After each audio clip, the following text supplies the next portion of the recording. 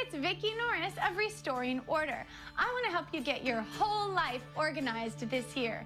And you know, the #1 issue that people struggle with is paper.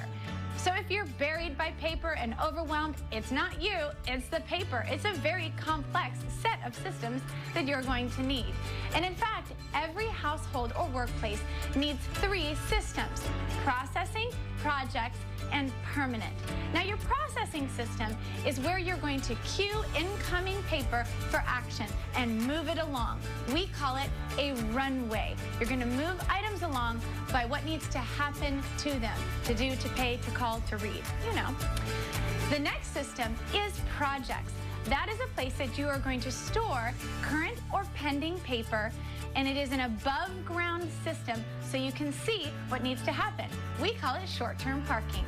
The third system is permanent. This is your filing system. It's a below-ground system. It's organized categorically, and you're going to need one for your home and your professional life. Now, finally, when you are organizing your paper, I want you to triple your receptacles. Have on hand garbage, shred, and recycle to make moving paper along to its destination a breeze. Here's to reclaiming your life.